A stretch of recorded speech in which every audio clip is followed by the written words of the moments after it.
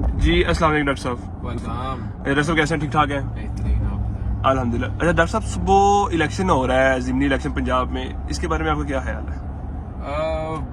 मेरी तो दुआ है कि अल्लाह ताला जो है वो हमारे मुल्क में अमन सुकून हो, अमन अमान हो और बड़ा पीसफुल इलेक्शन जो है वो इख्तिताम पजीर हो, अपने नताइज को पहुंचे और अल्लाह करे साफ शफाफ इलेक्शन हो। लेकिन मेरा जो एनालिसिस है इसमें थोड़ा सा मुख्तलिफ है, मेरी ख्वाहिशात के बरक्स है।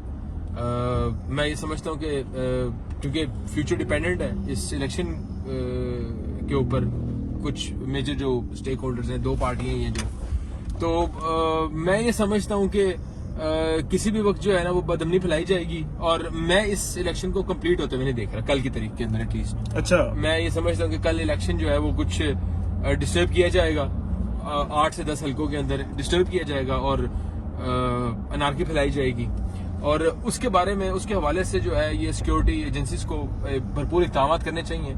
इसको साफ शफाफ तरीके से इस पूरे प्रोसेस को जो है मुकम्मल करवाना चाहिए और जितना हो सके मेक श्योर करें कि किसी भी बंदे को, किसी भी इदारे को, किसी भी फर्द को कोई नुकसान ना पहुंचे।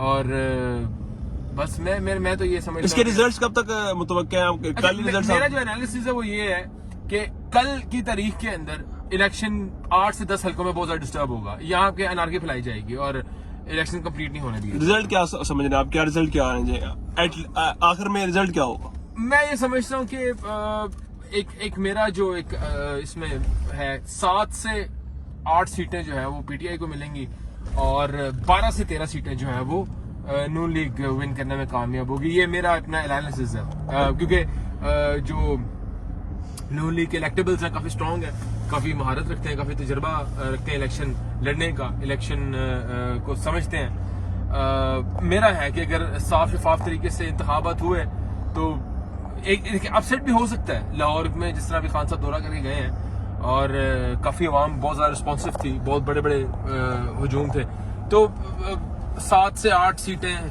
आप तवक्को कर सकते हैं कि पीटीआई जीत जाएगी और पीटीआई भी इससे ज्यादा को तवज्जो भी नहीं कर रही कि इससे ज्यादा हम निकाल देंगे। पीटीआई वालों के लिए भी बहुत बड़ी जीत है। नहीं, पीटीआई वाले तो कह रहे हैं कि 20 सीटें लेंगे।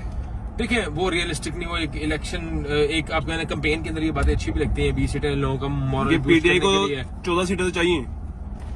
देखिए 14 सीटें चाहिए उनको अपने वजीर आला मुंतखब करने के लिए, लेकिन अभी मैं ये समझता हूँ ग्राउंड रियलिटी जो है थोड़ी सी मुख्तलिफ। हाँ, 8 से 9 सीटें इस तरह हो सकती है कि जो रिसेंटली अभी एक एमपी जो है वो तोड़ के अपने पास लाए हैं, तो 9 सीटें उनकी, आप समझने के एक वोट, उनके वोट्स जो है वो तकरीबन 9 बढ़ जाएंगे पंजाब असेंबली के अंदर। ये मेरा एक एनालिसिस है अगर कल इलेक्शन कंप्लीट होता है। अव्वल तो मैं ये बात समझता हूँ कि कल इलेक्शन कंप्लीट नहीं होने दिया जाएगा क्योंकि अगर कोई जो भी हल्का 8-9 हल्कों में अगर कहीं भी किसी भी पार्टी को ये फील आई कि यहाँ से हम लूज कर रहे हैं तो वहां पे वो दंगा फसाद करेगी, जिसको हमारी एजेंसीज ने, हमारे सिक्योरिटी एजेंसीज ने कंट्रोल करना है।